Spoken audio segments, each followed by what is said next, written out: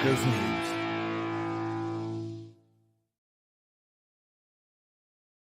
Good evening, Broncos country. Welcome to another fun edition of the Bourbon Broncos and No BS post-game podcast. And this is going to be a fun ride, just like the game last night was. I got Adam, I got Scott, the flag man, here with me tonight. We're going to break this thing down and, more importantly, hear from you guys what you thought of the game as well. Adam and Scott, thank you for joining me very much, guys. We're going to start breaking this down and just go right on into it, starting off with how you doing, but then also what were your thoughts before the game? Because we have so much to talk about. We just need to jump into this, and it's kind of hard for me sitting here to like think back to what it was like right before kickoff, but that's where we need to start because I know I had some mixed emotions. So Scott, let's start with you, man. How you doing, buddy? And what were you thinking as you were walking into that stadium yesterday, buddy? You know, first off, when I watch the open that you do, it always just, It's glory years, man. It's, right. I mean, you might as well be playing freaking Bruce Springsteen, the glory days. I think we got some glory days coming back, and I mean that. But here's hoping. Go back to how I was feeling when I walked in. Man, I was just excited. I was very, very, very optimistic. And I think you and I talked about this in the parking lot. I thought we were going to put it to him from the get-go and punch him in the mouth and then kick him in the teeth. And I don't know, maybe do a little Lions and bite him in the kneecaps. We didn't come out like that, though. Holy moly, I'm so tired of us deferring and getting the ball in the third quarter because we don't do anything in the third quarter. Namely, I would rather us take the ball when we get it and shove it right up their keister. But that's just me. And, like, you know, Bo had a tough day. But you know what?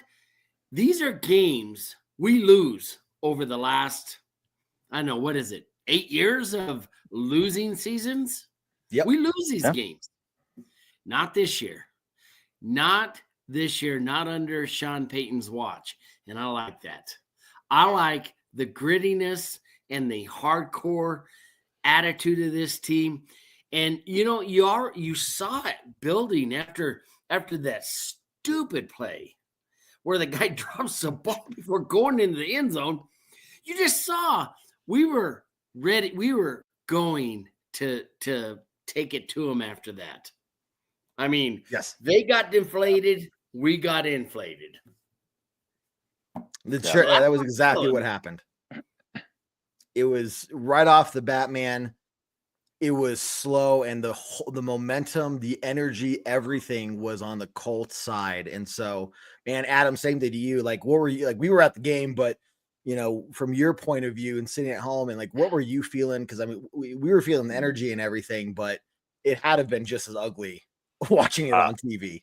I like to think that I get a pretty good vibe about where we're gonna be for the game, and I had this weird feeling that I didn't think we were in trouble, but I just had like a weird feeling that this was gonna be a weird game, and just how you're speaking to, like, we get the first possession, and it just seems our first offensive possession and our first defensive stop are always bad.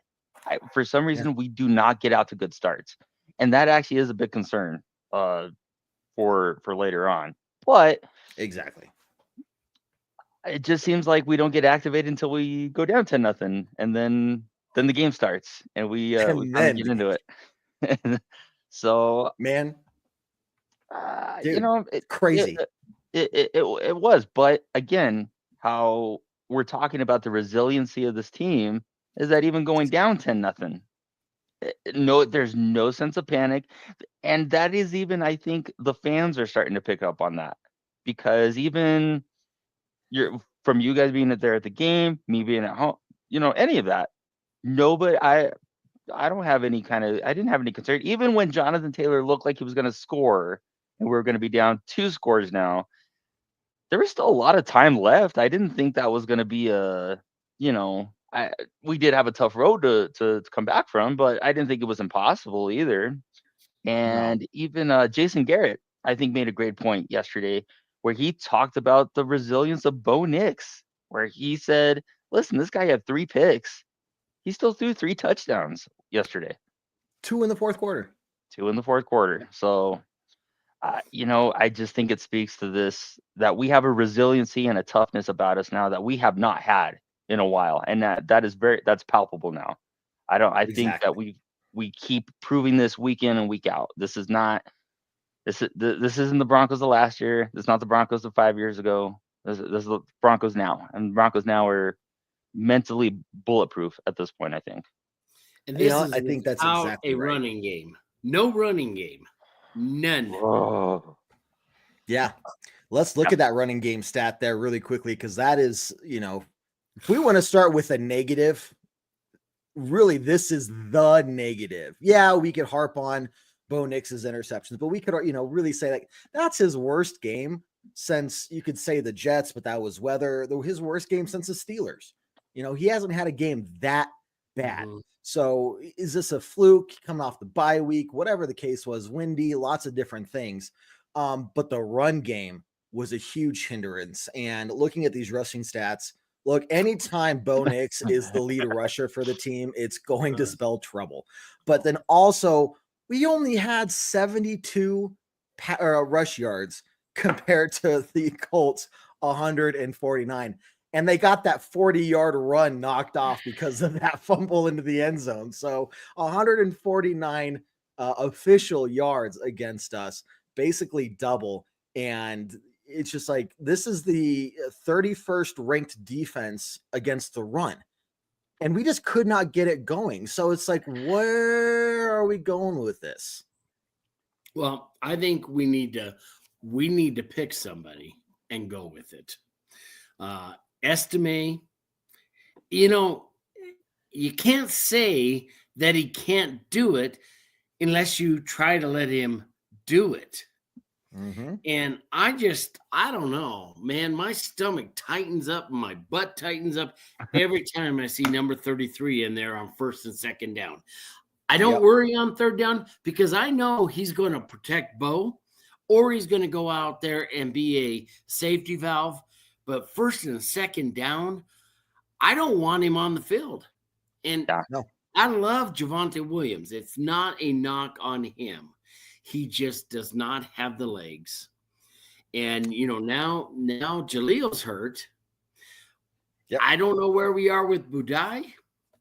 But I think it needs to probably be a Budai and 𝗕cie show. Yes. It just, I don't know. It's got to be. I don't know where we are with this. But we need, before the playoffs, we need to figure out how to incorporate at least a semi-threat of run. And it can't always be, it can't always be our wide receiver back there running out of the backfield or catching flare passes. It can't. And boy, he had a good game, didn't he? Holy moly. Hey. That guy saved our bacon more than once. Yes. I made the comment on my post-game TikTok that if not for Marvin Mims setting up some short fields for an offense that was struggling, that he played a very big role in getting us those short fields. So we may not be in the same position that we're in right now if not for Marvin Mims. Yeah, definitely. Yeah. The interesting thing with Marvin Mims, if you look back to the beginning of the season, we were still kind of questioning, was he worth the draft pick? Is he going to be on the team after this year? Yeah. What is his role in this offense? And, special teams, but what is his role in the offense? Is he going to, do anything with his time in Denver? And the second half of the season, he's been a huge part of the success on he's special our joker. Teams. He is our joker. Exactly. Yep. Exactly. Yep. David says it great here. 𝗕cie looks like he's scared to run Matt again. I just don't think he can. Agreed. Guys, I don't think he's scared. I think he wants to. I just don't think he can. And sometimes that is a hard truth. I just remember the days when Terrell Davis came back. And Terrell, man, that was my boy. I love Terrell Davis. And I bumped into Terrell Davis at Shannon Sharp's induction, and that guy's a rock. I'm thinking, this guy, why can't this guy play? But if you don't have the wheels as a running back, it doesn't matter. It just doesn't matter. It's not about what's here in the chest. It's about what's down below your waist. If you can't get the power and the burst and the energy, it doesn't matter. You can be the greatest person in the world, but you can't be a running back. No. And it sucks. That is a really sad thing that sometimes they just can't. Yep. And right now, I just don't think he can. And I think they're trying to get him to. And he can be out there on third down. He can be out there as the guy. I don't want him there on 3rd and 1 because I don't think he's got enough burst to get the one. But he didn't yesterday. Can he be the guy that is there as a personal protector? Yes. Can he be the guy that swings out as a safety valve? He catches the ball great. And then he's out in space. And then he has a little time to get that diesel moving. But until then, it's ugly. And it pains me to watch him. Yeah, it sure does. It pains in like a sad way. Yeah. Because just how talented he was his first year. He stole his first few years. They gave him to Melvin Gordon of all people. Guy sucks. Yeah. Yeah. But here we are. It's like, to me, the talk at the beginning of the season was the Broncos. I would say even up until month and a half ago, people were really focused on the Broncos needing a tight end as like their biggest need in the off season. I think that's changed. The tight ends are getting more involved. The run game is getting worse, if not better, or if it's getting worse. Yeah. And so the run game, running back, is by far the biggest need that I'm seeing on this team, because if you want this offense to progress, you could keep these same tight ends and have a little bit more success with them now that they have a year under their belt with Bo Nix. But you're not going to move forward with this offense keeping the same running backs we have right now. Yeah. And I think it starts with, unfortunately, I don't know, somebody's going to pick up Javonte Williams, right? I don't see the reason for the Broncos to keep him this year. I hate to say it, guys. I'm going to break some hearts. You might want to start saying your goodbyes. Yeah, it sucks.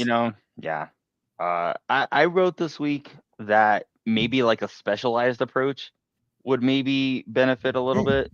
Moving Javonte Williams, like how Flagman is saying, you're just a 3rd down guy.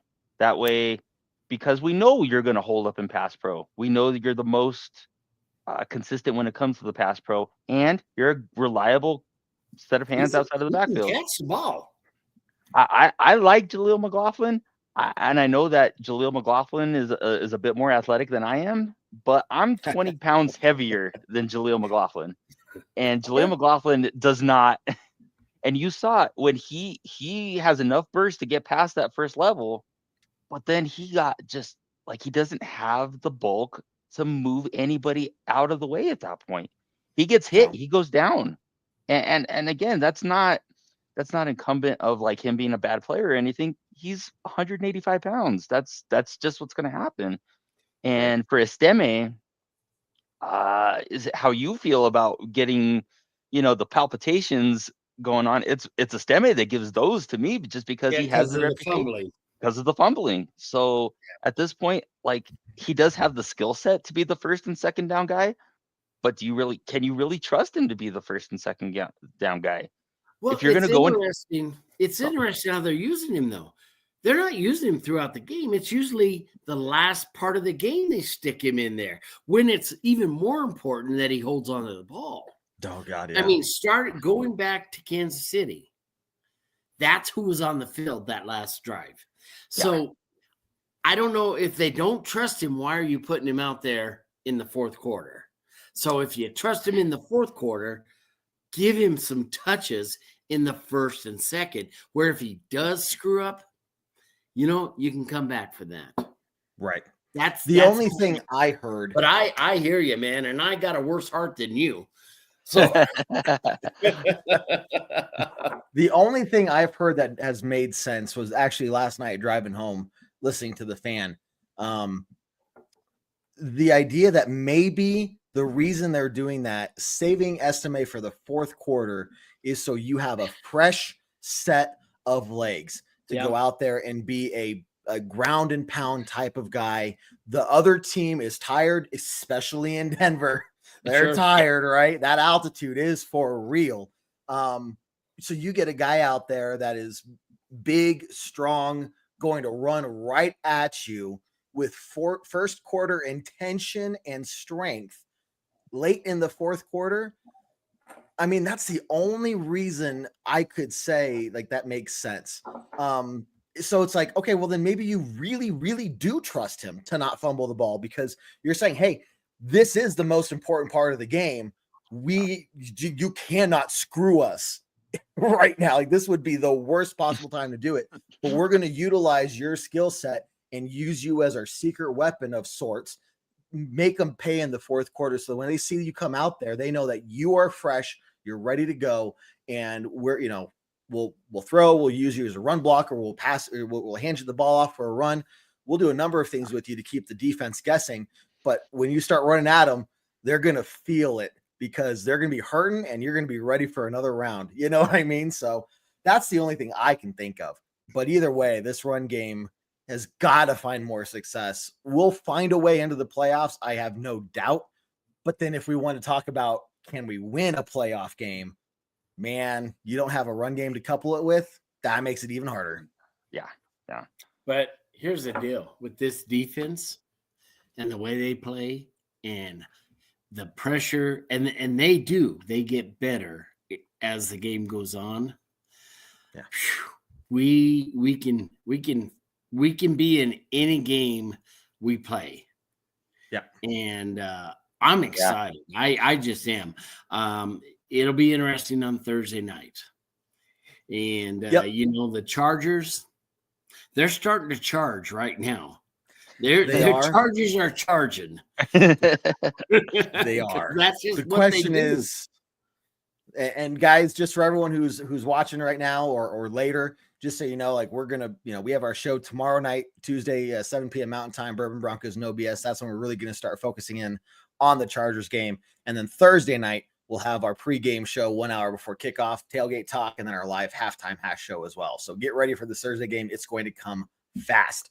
But we still got to break down more of this game. And while we could probably spend a whole 1 to 2 hours really breaking down this run game of the Broncos, we've got to move on. And more for better reasons, because there's a lot of good things to talk about. And some good stuff.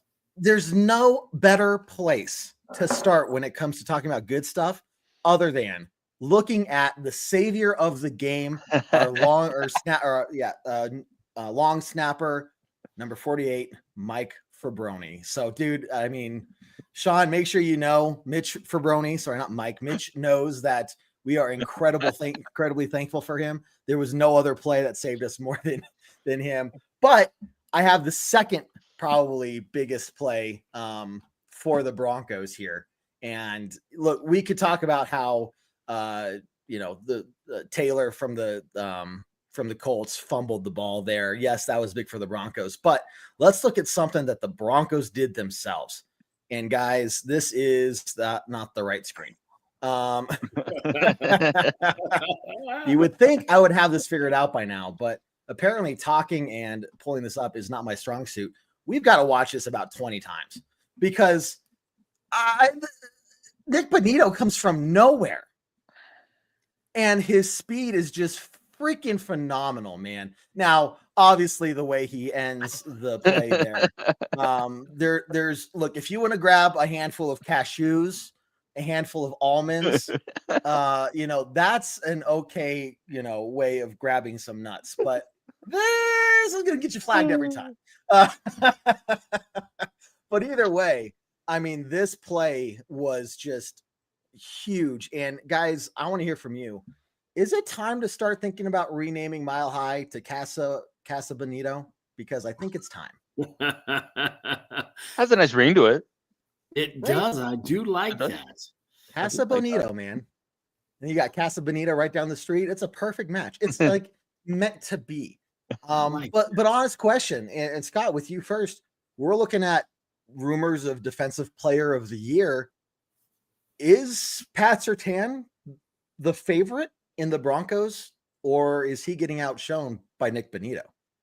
Well, I don't think Pat Surtain has enough passes thrown against him to be in that category. So his impact is huge, but it's nuanced. Bonitto, man, that guy is amazing.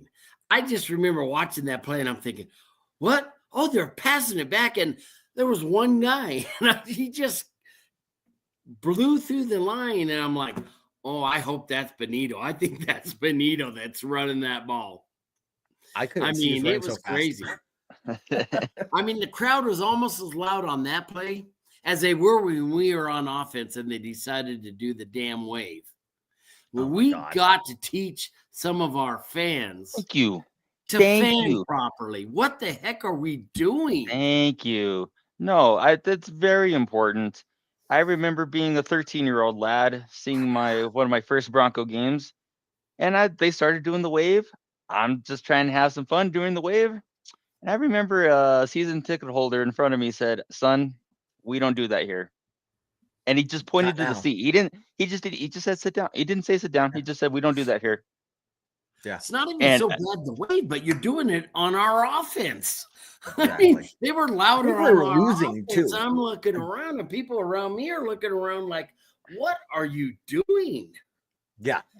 That's frustrating. You know, so if you're up 40 because points, we've been so bad, you've got a lot of fans that have never really, truly been true at the stadium and understand the game.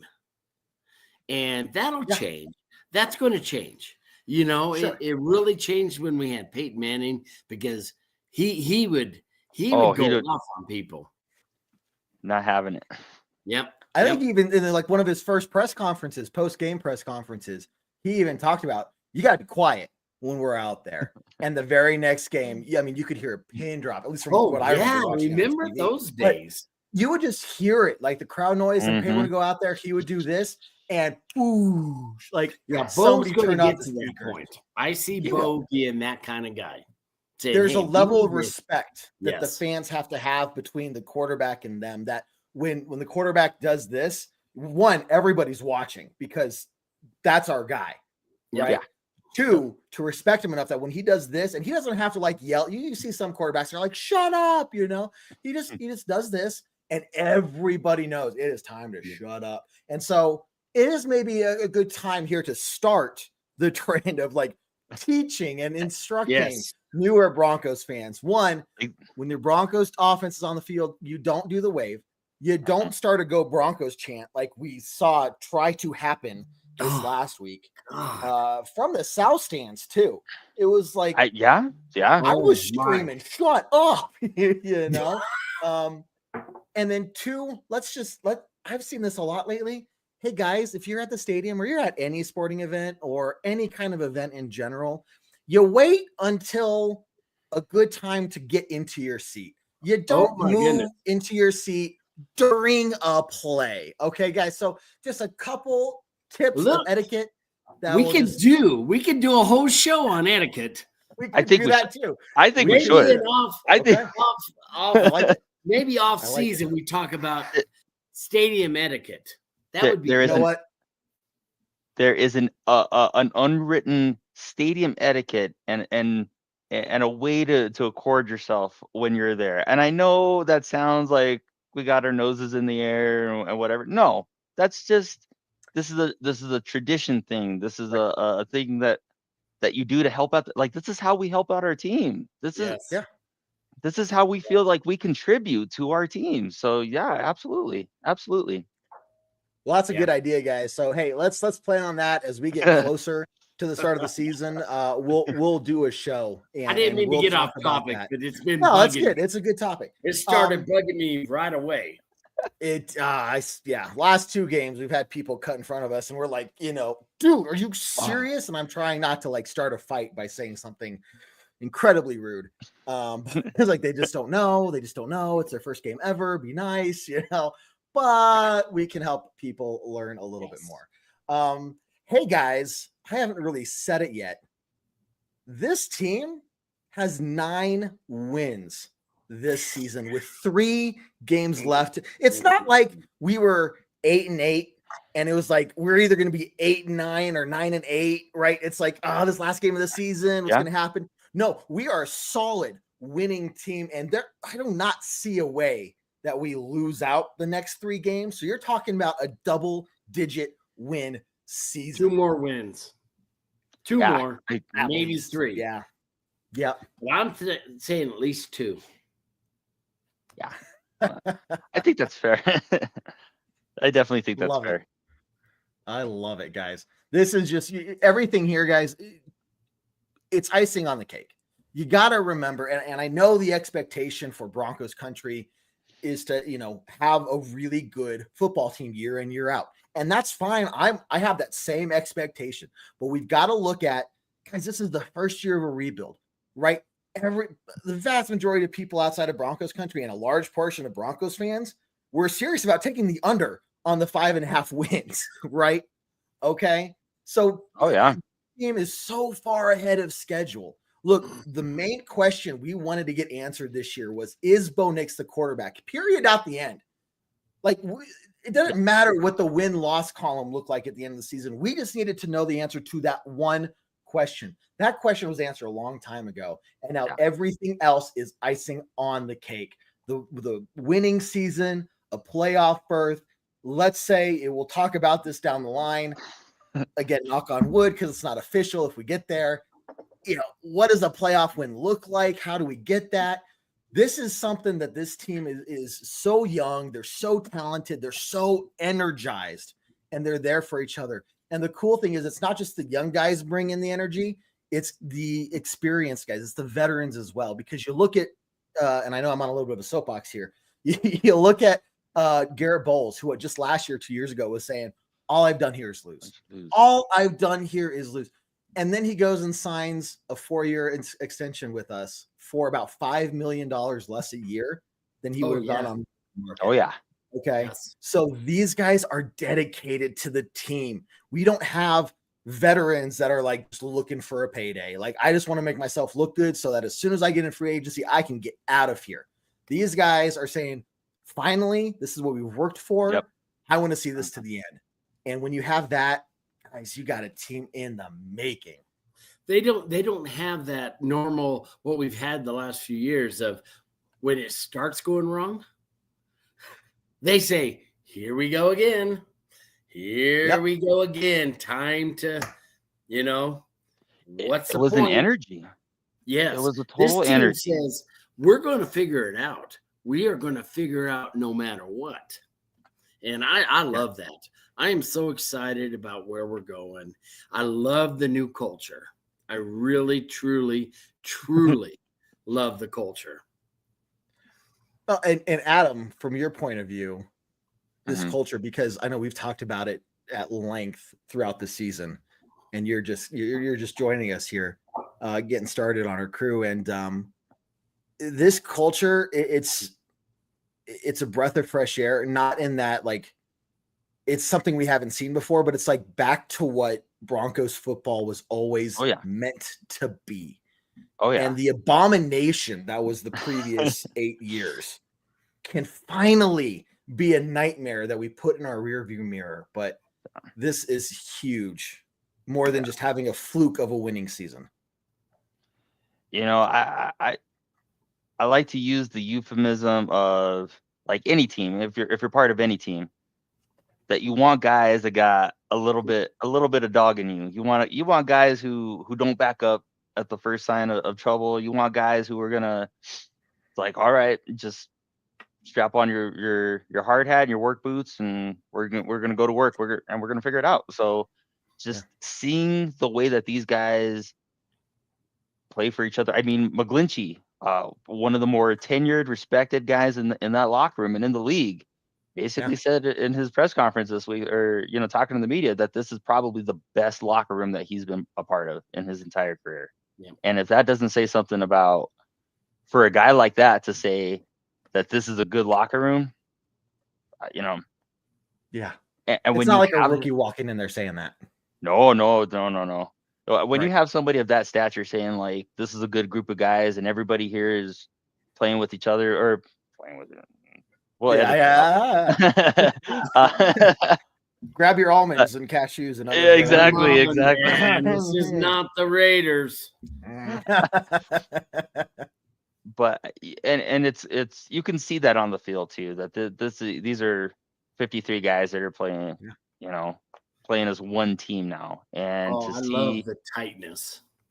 I mean, even you could make the argument that before the season, Courtland Sutton, our best offensive weapon, was coming into the season a bit disgruntled, and now it's kumbaya and guitars and handholding everywhere. So you gotta love it. It's funny how winning changes that. Winning. I guess I do think Bo was maybe really forcing the issue with Courtland the other night. I think he was really he got too locked onto him. But that's not been Bo Nix's book. He's been spreading the ball around a lot. He does. But he was kind of he just made some bad reads, but the Colts made some good plays. That that first interception was all Bo. That one, the one on the sidelines, that was a hell of a play. That guy undercut that route, and it looked like he had some other people open in the middle of the field, and I don't know why he's going there, but Bo's smart, and he's going to learn every time he makes mistakes, and that's what I love. Right. Well, because that's what we've seen from him all season. Yeah. I mean, even for him to go out and throw 3 picks, and he didn't crumble in and of himself. And it's not like Peyton decided, all right, let's try something different. Let's maybe, whatever the case may be. They basically said, okay, all right, let's put the game on your shoulders and let's go out and let's go do this. There's a huge amount of trust between him and Bo, and that is amazing, because that definitely wasn't there even when Russ was playing well. And, he didn't trust Russ. He did not trust Russ to do what he wanted to do, and there is a huge amount of respect. And he didn't respect Russ. That was obvious too. But Bo and Sean Payton they're linked, man. Oh, they're tied together. Whether they want to be or not, they're tied together. Because Peyton signed his mouth has signed a few checks, and he's starting to cash in on them. When you say the first time I win 6 is going to be the first time I win 6, that's a statement, and that's. I tell you what, after the curmudgeon that we had and then the clown show we had, it is such a breath of fresh air to get back to somebody that has a little bit of cojones, that he doesn't care what you think. He's just going to say what he's feeling, and then he's going to back it up, and he's going to put it on his players to back it up. And he's got the locker room. I mean, people think, well, this guy's a jerk. You know what? The locker room doesn't care. They know this guy's going to protect him. He's going to put him in the best position to win the battles. And that's all they want, because that means they're going to make money. And people with strong personalities and strong work ethic they're gonna thrive under that. And that's the kind of team I want. I want to get back to that kind of team. And we're moving that direction. We are. You're talking about just the players buying in. I mean, when Sean Payton goes in front of the press after the game and takes onus, he will call you on your shit, right? He was getting in. We've seen him earlier this season get in Cortland Sutton's face. He did it again this week, right? There was a route, one of the interceptions. Yes, cut in like he was. Felt like that was Cortland's fault. He will call you on your shit, but they accept that one. That's the coach isn't there to be your best friend. Knock, knock. Hey, Hackett, did you get that message? John Fox, did you get that message? All these other guys. Did you get that message? Okay. You're not there to be their friend. You're not, okay. They need somebody that, yes, they'll listen to, they'll respect, but part of that respect is knowing that they will go out there and say, hey, part of this is on me. At the very least, I could have done better, and I'm going to continue to do better. It makes them want to go out there and fight for that guy, not just fight for the team around you and fight for the fans, but like you're saying, this guy's going to put us in a position to win. All we have to do is play 110%, and we're going to find a way to win because we are that gritty. We are that not dirty. We are that just, gritty. Gritty. That's more than once this week. Yeah. And Sean's right. He said Sean came out and said he didn't call a good game. He's right. Yeah. And Sean's getting the point. He'll tell you when he kind of screwed up. I mean, he's getting to the point where he knows when he didn't do a very great job. And that's fantastic. When everybody's there, that's just personal accountability. In my job, I don't feel bad about saying I screwed up. I'm the one that did not set you guys up to do the best job you could. Exactly. And I love that. That's good leadership. And I ain't saying I got good leadership. I'm just saying that's where it starts. It's got to start right there because the buck stops with him. Yeah. Well, I mean, let's ask Randy Gregory about accountability. Yeah. Actually, I don't want to talk to that guy. I just rather not ever meet him. There's a reason he has ex-Bronco in his title now. So, yeah. Hey guys, so kind of like this last, the game from yesterday, when we were really happy that it was halftime because maybe finally the team could get something together. It's also halftime for us here at Bourbon Broncos No BS. So really quickly, let's get some announcements out of the way to make sure you guys are staying up to date with the latest that we have going on here. First off, again, I mentioned earlier in the show, this week's going to go by fast with a Thursday night game in LA, which is essentially a bona fide home game for the Broncos. So, hey, if you're in the LA area, take the day off work, just do it. Go out there, wear orange, don't wear blue, wear orange, don't wear white. Okay. Get out there, make this another home game. This is what you've all been waiting for. Okay. Yeah. Take advantage of it. Help the team out, get out there. And I cannot wait just to see how orange those stands are going to be looking on Thursday night. But we're going to have all of our regular shows starting with tomorrow night, 7 p.m. Mountain Time. Bourbon, Broncos, and No BS, our main flagship show that we've been running consistently for close to 9 full seasons now. So it's great stuff, guys. Looking forward to having you there, talking about not just wrapping up final conversations and thoughts from this last game against the Colts, but also looking at how are we going to beat the Chargers. The other thing on Thursday night, remember, because it's game day, we'll be doing our live pregame tailgate talk 1 hour live before kickoff. So make sure you join us for that. Because before kickoff, I'm like, oh my God. Like, let's go. So I know you're feeling that way too. We're going to share that energy with each other. Come on over. We'll talk about all the last minute injury updates, inactive lists, all that stuff, and get some score predictions. And here's the thing, guys, get ready for this. Look, I'm sick of having this. If you haven't joined our pregame show before, we always do a score prediction challenge. And I always say, if somebody gets the score right, that I will buy you some Broncos swag and reward you handsomely. Now, the sad thing is we've only had one winner in the 9 years we've been doing this. Not one, just one. I want to award somebody else with a fantastic Broncos jersey of your choice if you get the score prediction right. So you got to make sure you join us for the pregame show. The last 15 minutes or so we'll start taking in the score predictions. Again, if you get that score prediction right, you will get a free jersey on us. So make sure you're there. Lastly, guys, well, not lastly, second to lastly, brain fart totally right there. Let's do this. Breckenridge Distillery. Man, I know I'm feeling like a champion. If you want to make that even better, check out some of the Breckenridge Distillery Broncos blend whiskey. If you're like, Kev Dan, I don't like whiskey. Well, one, you're weird. That's okay. I'm weird too. Everybody's a little bit weird, but don't worry. They got you covered with some vodka, some Broncos vodka as well. Great stuff. Make sure you check that out. And then lastly, that's what I was going with. When and if, because again, it's not official, knock on wood, when/if the Broncos do officially clinch a playoff spot, we are going to go live the night that it is official.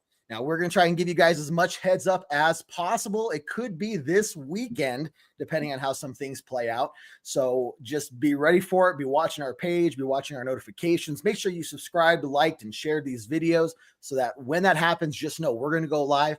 And you're going to want to be here talking about it because we are going to be celebrating and we want to celebrate with you. So make sure you tune in for that. Guys, I hope you got a nice little break. Ate some Uncrustables, whatever have you, to get ready for the second half because we do have some other things to talk about. Paul, I see your score prediction there. Post it again on Thursday, man. It'll only count on Thursday, mostly because I will forget. So Thursday, yes. And lastly, yeah, we did break 22,000 followers on our Facebook, which has been an incredible journey over the last 9 years, all thanks to you guys, our fans. So thank you very, very much. Sean, do not know what our uniform set is for Thursday. I would like to see the white and blue pants or whatever the case is, but I imagine we'll be talking about that here soon.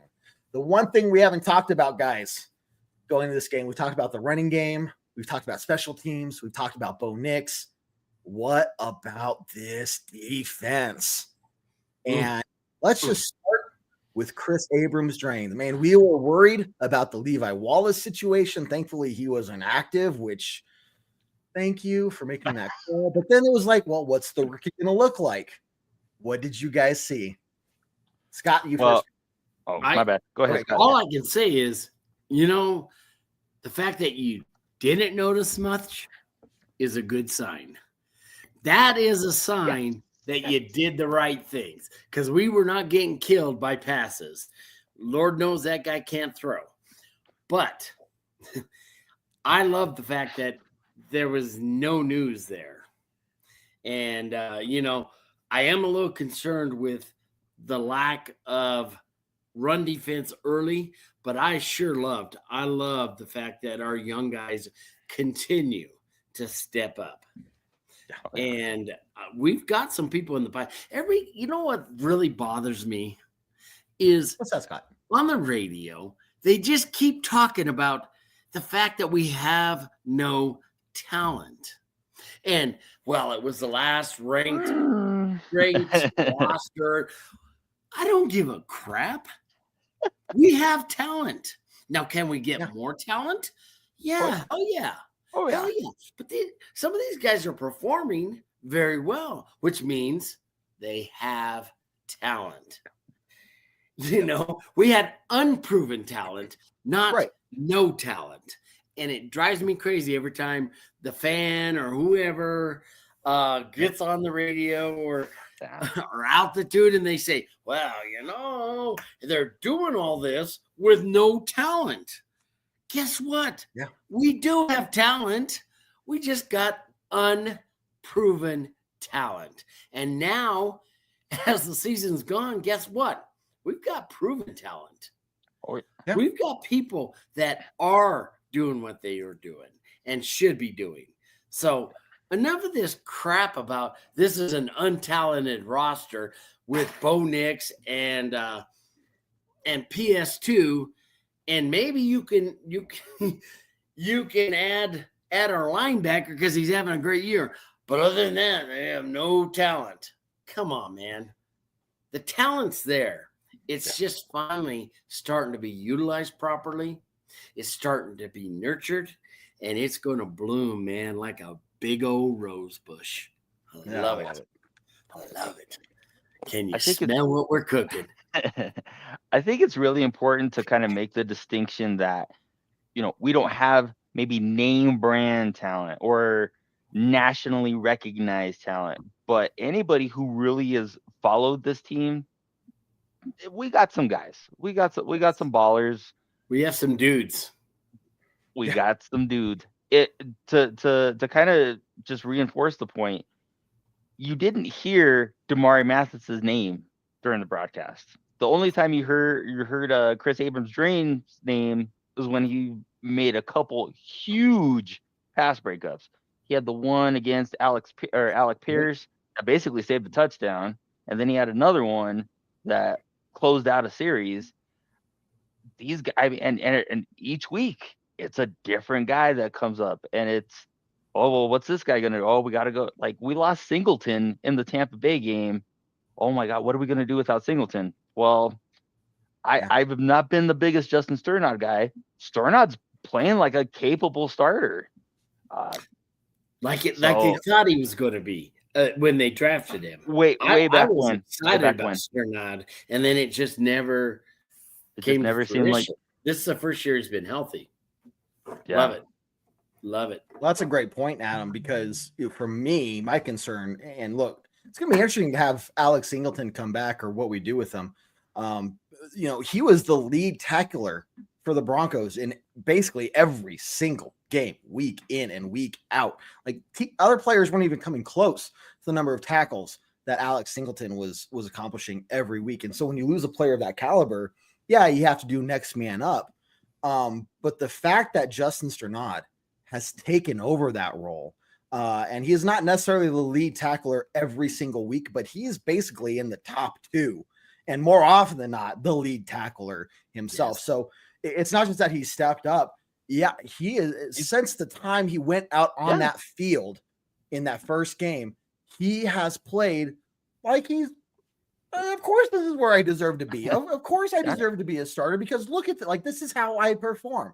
And it's consistent. And that's one of the things that we've lacked for so many years is consistency in any number of areas. And so to lose Alex Singleton and then to have Justin Sternad step up into that role where there was not a disparagement between the two players, and, oh crap, this is really hurting us now, man. This, to me, if you're looking at a potential like MVP for the season for the Broncos, Justin Sternad should be at least in the conversation, because you all of a sudden have a tackling problem. Your defense does not keep you in some of these games.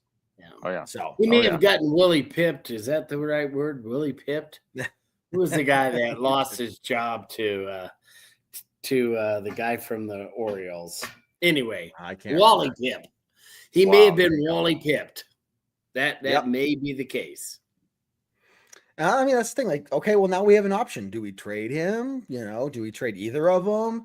If you're looking at a team that's looking to build, backup, right? Might not be a bad scenario. Exactly. Let's see. Also on defense, we talked about Nick Bonito. Holy crap, 𝗕cie 𝗹𝘁𝘀𝘁𝘀 drain. Now let's give a couple quick updates here. DJ Jones apparently got a little bit of his finger cut off, at the tip. Had there been a practice today? Yeah, apparently it was weird when they said likely out with a finger. I'm thinking, what the hell did he do to his finger? Something happened. He got lop that thing off and get back in the game. Yeah, right. Yeah, just stop the bleeding. You'll be fine. You'll be fine. Well, in the injury report for today, if there had been a Broncos practice, which there wasn't an actual practice, it was just a film study day basically and a walkthrough. DJ Jones was listed as either questionable or did not participate. Did not rule him as out. But the good news here, guys, and you want to talk about the Broncos finally getting some luck on their side. Pat Surtain, as injured as he looked trying to get off that field, thankfully only a minor ankle sprain, and they would have listed him as a full participant in practice. Yeah. So that's good. If you watch my video from earlier today talking about what are we going to do with no Riley Moss and no Pat Surtain, well, you can get mad at me for what I said in there because that's perfectly fine. But it's kind of moot at this point if Pat Surtain does definitely go out there. But we escaped a bullet on that one, big time. That looked so minor. I mean, when he intercepted the pass, that's where I thought he was going to get hurt because that guy hit him right in the knee area. And I thought, oh my goodness, please tell me he didn't hurt himself. And he popped right up. And then on that other play, I was like, that didn't look that bad. So that's good. Ankles are tricky though, especially for a cornerback that's got to change. But I think he'll be fine. He's tough. I mean, because the concern there is, you have that extra time between the Thursday night game and now what's a Saturday game against the Bengals. You guys missed that. They did move it to the 28th. But we still have a couple extra days that the Bengals don't have. So you balance that of do you risk putting Pat Surtain out there knowing that if he got injured further, he could be done for the rest of the year to include the playoffs?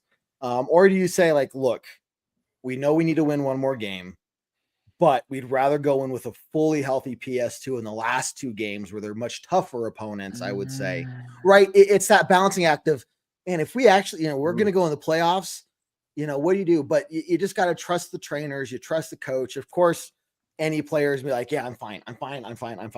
Right? They just put me out there. So you got, trust the trainers. And you look at, what the trainers have done with the Broncos in terms of just the decrease in injuries and the health of the players throughout the season. It's good that we have, a bunch of people we can trust in the building, but man, it's just, again, to have no PS2 against the Chargers would just be that's the one thing this year. Yeah.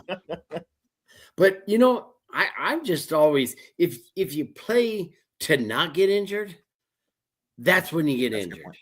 Yeah, that's a good point. Play to, if you're good to go, you're good to go. Everybody's hurt this time of year. Yeah. You can't play not to get more hurt. If you can play, you play. If you can't play, don't play. I understand that. Right. But if he's able to go, you go. Yeah. I mean, it's just, that's the way it is. It's also been a thing about the season so far is that we've seen different from past seasons. The health of the team is much better than it has been in years past. Yep. Where that's 2 years running too. That's Sean Payton. That's Sean Payton and his crew. That very much is. And just in years past, it always seemed getting to this point of the year, we're trotting out practice squad guys and key roles and kind of just hoping to make it work. And it hasn't been the case this last 2 years. We have very, very good health, again, knock on wood, going into this last part of the season. So that is also something that is worth its weight in gold at this point, especially because, as you're saying, everybody on every team is a little dinged up right now. So even me, my voice is still just my voice. It goes out quicker later in the season because it just doesn't recover.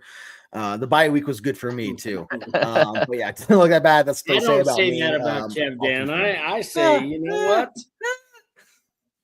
When you just think what you're going to look like when you get old like me. Oh man, I'll be just as good looking, Scott. Paul, here's a good point. Look, we're talking about right.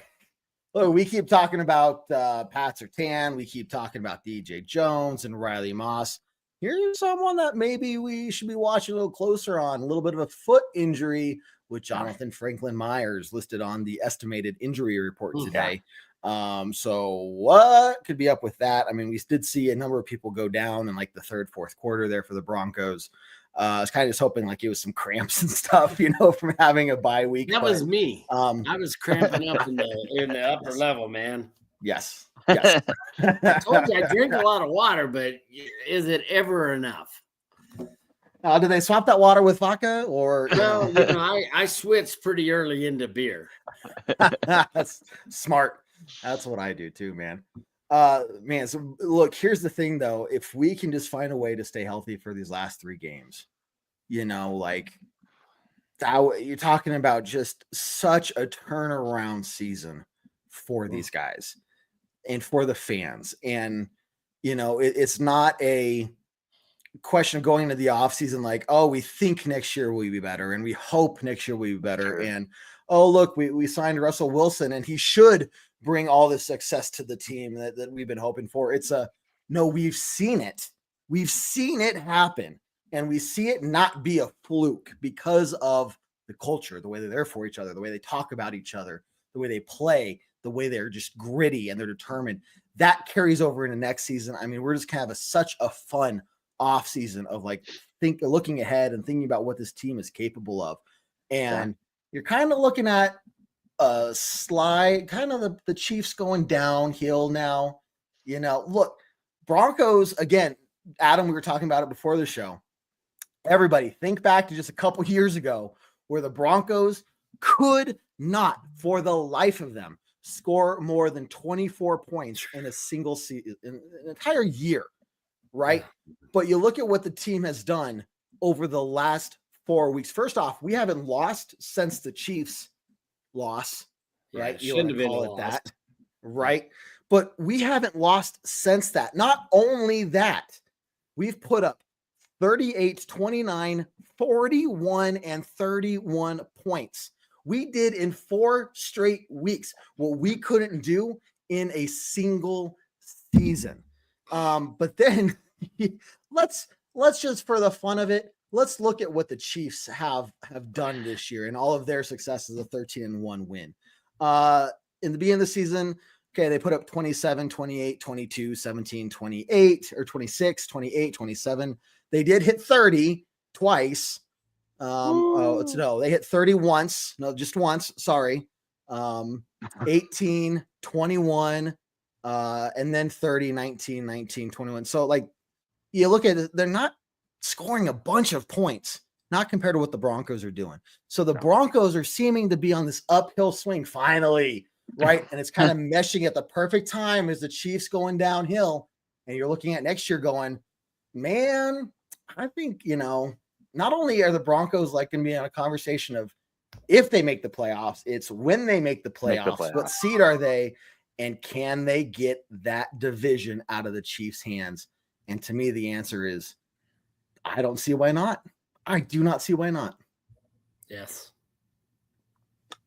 Scott, are you ready for a playoff tailgate? Boy, I am ready. And, you know, who knows how many flags I'll fly at a playoff game, unless the winds are 100 miles an hour like they were this year. But I'm guessing probably at least 125. I mean, that's only 5 more. I can get another 5 more. We'll make it work. We'll make for it work. Sure. I love it, man. Sure. I mean, Adam, you got to be feeling the same way. Like you've been covering the Broncos in some fashion for about the same amount of time we have been. And you know the pain that we go through every November, December of just like, okay, I guess we're going to talk about the Broncos because that's what we do, even though we're all sad and hate repeating ourselves. But this is different, man. Yeah. It's weird going into, well, I mean, we're talking about an off season. This is about the time of year we're talking about the off season because there's nothing in the regular season to talk about. So nothing good. Nothing positive, nothing good. So to be talking, you know, I'm gonna bust out the my Jim Moore impression. Playoffs. The fact that we're talking about it and let's, you know, I'm kind of the mind too. It's most likely going to happen. Just, you know, we just gotta let the process play out. But, you know, we've talked about it. I've talked about it. Just this whole vibe around the team, the city feels different. You know, I very rarely go out anywhere without some kind of Bronco swag on me. And I have people constantly coming up to me and just want to talk Bronco football. Today at the gym, I wore my PS2 shirt, and had a couple people want to start talking about, did you see the pick that he had? I'm like, yeah, I saw the pick, and I'm like, why do you throw at the guy? Just don't throw at him. If you don't throw at him, nothing bad's gonna happen. So don't worry about it. But anyway, so to go from, I mean, at this time last season, we were getting ready to go into that New England game, which was a bummer, and that was the end of the season for all intents and purposes. And then from there, Russ gets benched. We're going to Stidham for the last 2 games of the year, but now, like, it's just whew. And I get nervous tummy before games, like, which is so weird to me because it's not like I'm gonna suit up or anything, but I didn't have anything I had a couple things like snacked a little bit before a game, and then as soon as the game's over, all right, I can eat. We're all good. Yeah. We're all good to go now. Can't go in on a full stomach. No. So you know what though? It's been nice not sweating it out till the last minute, and we haven't had to do that much this year at all, other than maybe the Chiefs. Most of the games have been decided by us in the positive manner. Oh yeah. Which is nice. That is such a nice feeling. We have take that exhale and breathe and say, all right, we're there now. Let's have some fun. I mean, it started, once we knew it was to that level, man, I'm like, let's fire it up, man. I mean, it's so much energy walking down the ramp. Yes. After you win, we call that our ramp walk, and I'm whistling and I'm hollering, and holy moly. I've always called that the walk of shame more often than not in recent that's years. What it used to be. We took that's what it felt like when those games happened. Or Matthew was so pissed he made us go down the stairs and avoid all of it. Yeah, all the now from the other fans. It's we love to take our ramp walk and just cheer and scream and holler at people, and it's a good feeling again. It feels good, guys. It feels good, gentlemen. It sure does. And I mean, as much as I want to sit here and keep talking for another hour or two, again, look, guys, we've got to start wrapping up. We'll get to some closing thoughts here from us in just a second. But first, a couple things. Remember, feel like a champion. Breckenridge Distillery has you covered. If you want to know exactly how the Broncos feel after they win, take a sip of this. You'll feel good. And, maybe the individual results may vary. I don't know. You got to preface that. We need to get Breckenridge to move their trailer right there to that entrance of the lot. I think it's much more advantageous for them. I would prefer it because, maybe not. I'd be over there every 10 minutes. Another one, please.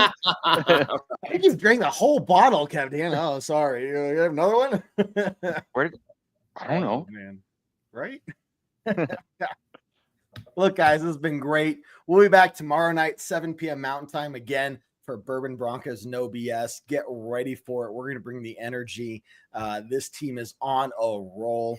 You remember that 5-game win streak last year? We are in a 4-game win streak right now, and perfect time of the year to be doing it. Couple things this team needs to improve on. Again, first year of a rebuild. Okay, if we only have a few things we really need to focus on, that's pretty damn good. And so Broncos country, it wasn't the prettiest win, but it was a win, and they made sure it happened. It wasn't close by the end of it. This is a team that you can be proud of. Yes, we can keep holding them to that high standard, but don't forget that just this time last year, it was bad, right? Yeah. So we're only a year removed from the Christmas Eve game. That was just the halftime show was the best part of it. And we have bright days to look ahead at and just enjoy. So, okay. Closing thoughts, Adam, we'll start with you, man. What do you think? Whew. Closing thoughts. I can't think of anything too insightful or pensive to say other than Nick Bonito's an animal. The minute that I have been saying for years since we drafted him, as soon as this guy figures out how to play the run, he is going to blow up, and he's even exceeded my expectations. He looks like a defensive back. I'm sorry. That pick yesterday, the way he kind of hid behind, I mean, you don't teach that. That is just a baller being a baller, and he made a baller play, and I'm very thankful for Nick Bonito. I'm just I am happy. I'm happy because my boys are playing good ball, and Love it. I have no fear of the Chargers. So Thursday night is going to be a fun game, and I can't wait. Meaningful December football. Scott, man, what do you think? You know Mr. what? Flagman. I always go into every season super optimistic. And I usually stay that way even when we're crappy. But you know, I know I'm also a realist, and I know a lot of times when we go into games, we have no chance.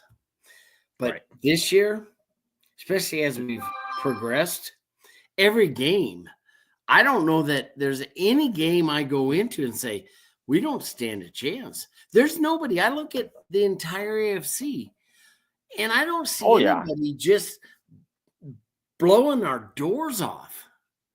I see us rising up to the challenge based on who we're playing. And I guess I could be proven wrong this week against the Chargers.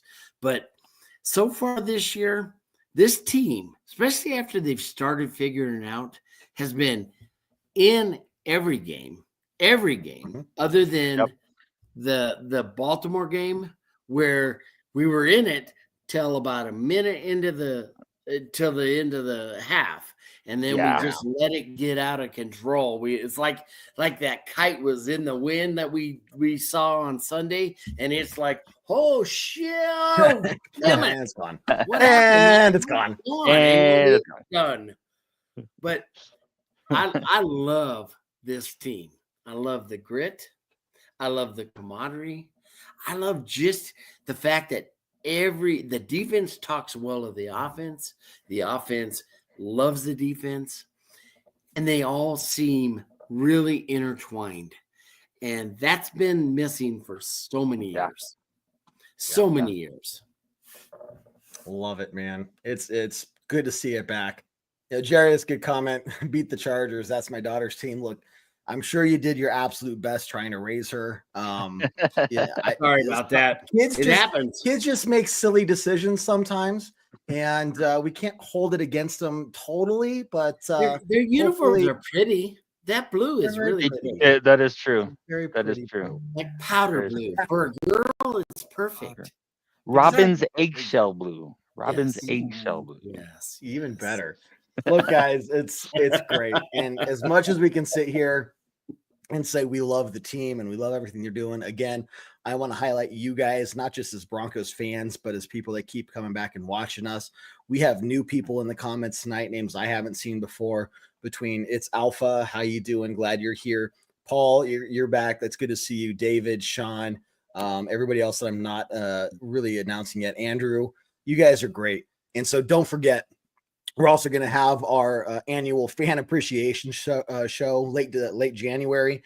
Again, just time for us to come together, hang out. We're going to be giving away Broncos prizes throughout the entirety of the show. So you guys have multiple chances to win some free Broncos swag as just our way to say thank you for tuning in, because, you know, we're going to talk Broncos amongst each other no matter what.